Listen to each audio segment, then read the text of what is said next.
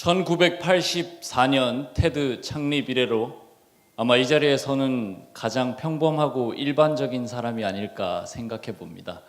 하지만 오늘 제가 여러분들께 드리고자 하는 말씀은 그다지 평범하지 않다고 생각을 합니다. 오늘 저희가 함께 나눌 주제는 스마트인데요. 간단하게 말하면 똑똑하다라는 뜻입니다. 흔히들 우리는 똑똑한 사람을 떠올릴 때 지식이 많거나 좋은 학교를 다니거나 아니면 좋은 직장에 다니는 사람들을 일컫고 합니다. 하지만 저는 오늘 이러한 사회적 통념에 도전장을 내밀고자 합니다. 제가 오늘 여러분들께 드릴 말씀은 간과되었지만 중요하고 간단하지만 강력한 한 가지의 질문입니다. 그것은 바로 why, 바로 왜라는 질문인데요. 우리 주변에 있는 많은 사람들과 많은 조직, 많은 기관들은 왜라는 질문보다는 어떻게 라는 질문에 많은 초점을 두고 있습니다. 어떻게 하면 좋은 성적을 얻고 어떻게 하면 좋은 대학과 좋은 직장 그리고 좋은 연봉을 얻을 수 있을까에 대해서 생각을 많이 하고 어느 순간 이게 사람들의 삶의 목적이 되어버렸습니다. 하지만 저는 이보다 조금 더 본질적인 질문이 필요하다고 생각을 했습니다. 바로 왜라는 질문인데요. 왜 좋은 성적을 얻어야 되고 왜 좋은 대학과 좋은 직장 그리고 왜 좋은 연봉을 얻어야 될까요? 이 왜라는 질문이 왜 중요한지 그리고 이 왜라는 질문이 가지고 있는 파급력과 영향력 그리고 이것이 가지고 오는 결과에 대해서 역사적으로 3명의 인물들을 통해서 설명을 드리도록 하겠습니다. 첫 번째 이야기입니다. 혹시 세뮤얼 피어폰 랭리라는 이름을 들어보신 분 계신가요?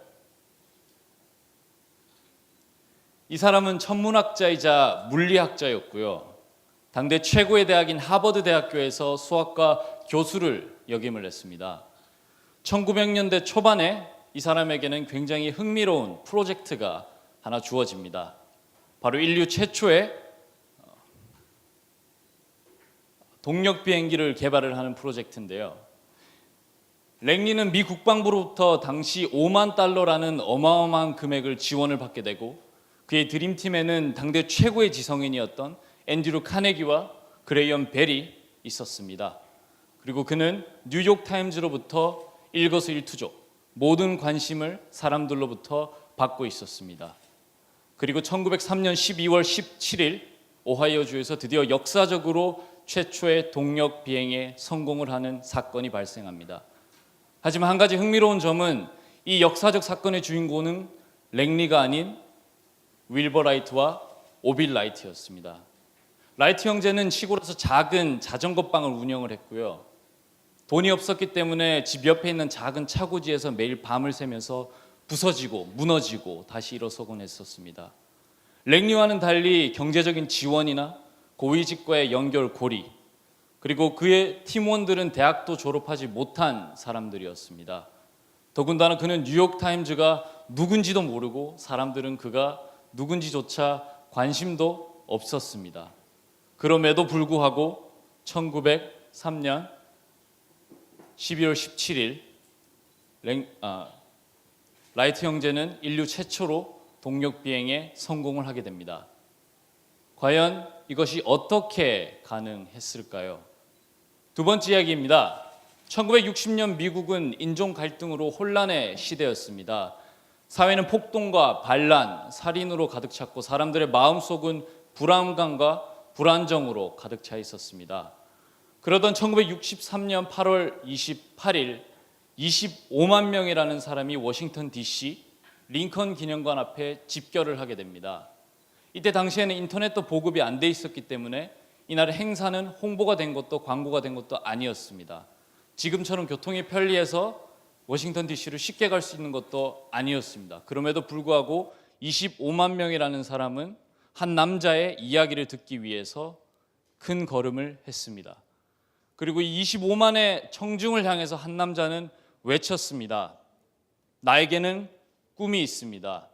그리고 그의 연설을 통해서 그는 지속적으로 그가 믿고 있는 가치를 이야기를 했습니다. 나는 믿습니다. 나는 믿습니다. 나는 믿습니다. 그리고 이 이야기를 들은 청중들은 그의 말에 목소리와 마음으로 이렇게 대답을 했습니다. 우리도 믿습니다. 마틴 루터 킹의 연설은 오늘날 역사상 가장 최고의 연설로 기록되고 있습니다. 어떻게 이런 간단한 메시지가 이렇게 많은 사람들의 마음과 행동을 유발할 수 있었을까요? 과연 무엇이 이것을 가능하게 했을까요? 세 번째 이야기입니다. 베토벤 이야기인데요. 베토벤은 그의 음악적 인생을 피아니스트로 출발했습니다. 하지만 26이라는 젊은 나이에 그는 청각을 잃게 됩니다. 어찌 보면 음악가로서는 절체절명의 위기의 순간이었는데요.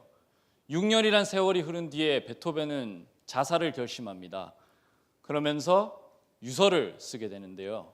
그것이 하일리켄 슈타트 유서입니다.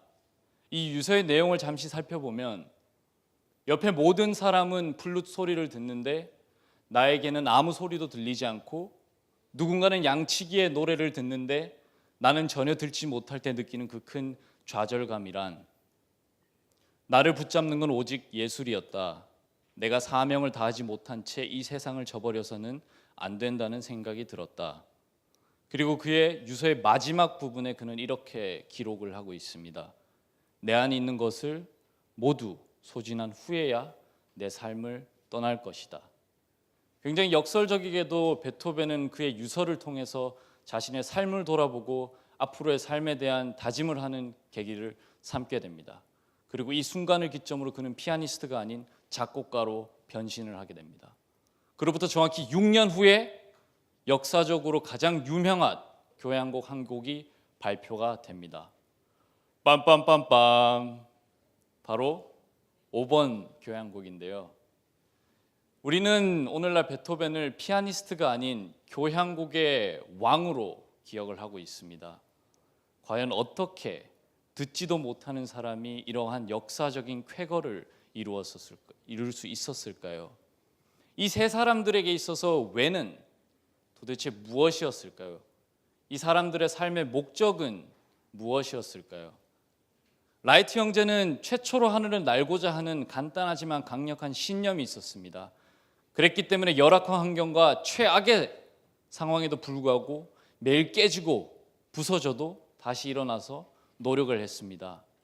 한 가지 흥미로운 점은 라이트 형제가 동력 비행에 성공을 한 그날 랭리는 그의 프로젝트를 포기를 하게 됩니다. 랭리에게 있어서 왜라는 것은 유명세와 사람들로부터 관심이었고 비행기라는 것은 더 이상 그에게 그러한 목적을 달성해 줄 수가 없었기 때문입니다. 마틴 루터 킹은 미국은 변해야 된다라는 신념으로 사람들에게 끊임없이 그가 믿고 있는 가치에 대해서 역설하였습니다. 그는 어딜 가서 인종 철폐를 위한 10가지 플랜을 말한 것도 아니고 인종 철폐를 위한 구체적인 실행 방안을 말한 것도 아니었습니다. 그는 사람들에게 나는 믿습니다, 나는 믿습니다, 나는 믿습니다라고 외쳤고 사람들은 그 신념에 화답을 했고 역사의 한 장면이 쓰여졌습니다. 베토벤은 유명세도 아니었고 돈도 아니었고 오로지 자신과의 싸움에서 이기고자 음악을 선택을 했습니다. 한 가지 흥미로운 점은 우리가 오늘날 기억하고 있는 베토벤의 모든 역작과 걸작들은 그가 귀를 잃고 청력을 잃고 난 뒤에 작곡했던 곡들이라는 점을 생각해 보시면 이 왜라는 질문이 얼마만큼 사람의 인생에 있어서 행동에 있어서 중요한 동력제가 되는지 아실 수가 있을 것입니다. 제가 지금 드리는 이야기는 단순히 역사적인 사례를 통해서 입증이 된 것이 아니고 과학적으로도 입증이 된 내용입니다. 인간의 두뇌를 단면으로 자르게 되면 이렇게 신피질 부분과 중앙에 있는 변형계로 나눌 수 있습니다. 신피질 부분은 합리적, 분석적, 논리적인 부분을 담당합니다. 즉 인간의 사고와 언어를 담당하는 부분입니다. 반면에 중앙에 있는 변형계라는 것은 신뢰와 충성심, 즉 사람의 행동과 의사 결정을 판단하는 부분이 되겠습니다. 교육자인 사이먼 시넥은 이렇게 말을 했습니다. 역사적으로 가장 위대한 지도자들과 가장 위대한 조직들은 바깥에서 안이 아닌 안에서 바깥으로 사고하고 교감하고 소통했다고 말을 했습니다. 제가 앞서 말씀드렸던 세 가지 역사적 인물 역시 바깥에서 안이 아닌 안에서부터 바깥으로 생각하고 사고하고 교감을 했습니다. 그렇기 때문에 그들은 열악한 환경과 최악의 상황에도 불구하고 매일매일 자신의 신념을 위해서 살 수 있었고 사람들의 머리가 아닌 마음을 열 수가 있었던 것입니다. 벌거벗은 뇌라는 책의 저자 레스탁은 신피질만 사용해서 의사결정을 하도록 강제하면 사람들은 마비 상태에 도달한다고 이야기를 했습니다. 반면에 변형계, 즉 직감을 이용한 의사결정은 더 신속하고 결과적으로 더 탁월한 경향이 있다고 그의 책에서 서술하고 있습니다. 그래서 학교에서 선생님들이 시험 문제에 대한 답을 모를 때는 처음에 직감적으로 떠올랐다는 것을 선택을 하라는 이유도 이러한 과학적 배경에 있다고 보시면 되겠습니다. 그렇다고 해서 너무 본인의 직감을 믿지는 마시기 바라겠습니다. 더 큰 재앙이 닥칠 수도 있으니까요. 여러분들이 앞에 보시는 이 성적표는 한 아이의 중학교 성적표입니다. 제가 잠시 읽어드리겠습니다. 양가 미미미 우미 양미수. 이 아이는 고등학교에 진학하게 됩니다. 더 비극적인 상황이 발생합니다. 미우 미우 미우미 가가가. 저는 어떤 나라의 노래를 한 것도 아니고 어떤 고대 부족의 언어를 말씀드린 것도 아닙니다. 여기서는 한 아이의 비극적이고 절망적인 한 학창 시절의 모습일 뿐입니다. 이 아이의 아버지는 아이에게 이런 질문을 합니다. 넌 도대체 왜 공부를 하니? 아이는 선뜻 대답을 하지 못합니다. 그러자 아버지가 이런 말씀을 해주십니다. 왜 공부를 하는지 한번 잘 생각을 해보거라. 그것이 너를 붙잡아 줄 것이다. 이 아이는 이날을 기점으로 치열하게 나는 왜 공부를 해야 되는가? 나는 왜 매일 아침 일어나서 학교에 가야 되는가에 대한 고민을 하게 되었습니다.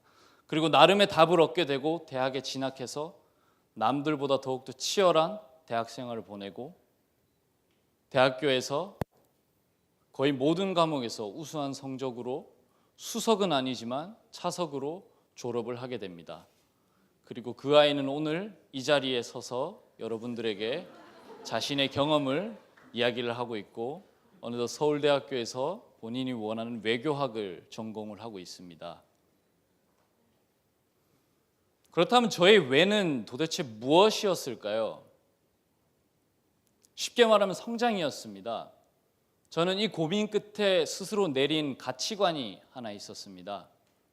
남보다 나은 나가 아닌 어제보다 나은 나가 되자. 제가 한 가지 말씀드릴 수 있는 것은 경쟁의 대상을 사회적 기준과 남이 아닌 어제의 당신으로 선정하는 순간 여러분들은 여러분들도 모르는 사이에 폭발적인 성장을 하게 된다는 점입니다. 여러분들은 왜 매일 아침 눈을 뜨고 학교에 가고 직장에 가고 공부와 일을 하시나요? 도대체 여러분들에게 있어서 왜는 무엇입니까? 혹시 좋은 성적, 좋은 대학, 좋은 직장, 좋은 연봉 이 네 가지 중에 그 대답이 한 가지가 있나요?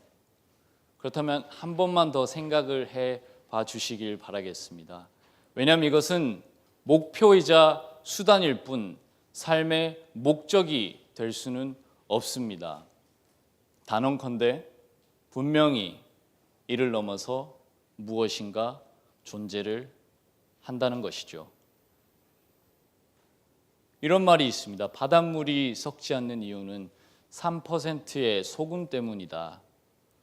제가 이야기를 드리는 이유는 여러분들 마음속에 그 간단한 왜라는 질문이 언젠간 여러분들이 흔들리고 역경에 부딪혔을 때 여러분들의 삶을 썩지 않고 무너지지 않고 오히려 기둥으로서 여러분들의 삶을 잡아줄 것이기 때문에 이런 이야기를 드리는 겁니다. 저는 스마트라는 것을 이렇게 정의를 하고 싶습니다. 자신이 하는 일을 왜 하는지 아는 사람, 저는 이것이 진정한 스마트이고 똑똑하고 21세기가 요구하는 인재라고 생각을 합니다. 아마 이때쯤 되시면 여러분들 머릿속에는 도대체 나의 왜는 무엇인가라고 가득 차 계실 것 같은데요. 사실 이 질문에 대한 답을 찾는 것은 그렇게 간단한 작업은 아닙니다. 하지만 제가 한 가지 바라는 것은 오늘 이 순간을 기점으로 고민을 하시고 언젠가는 이 왜라는 물음표가 왜라는 느낌표로 바뀔 수 있으시도록 저는 기원하도록 하겠습니다. 감사합니다.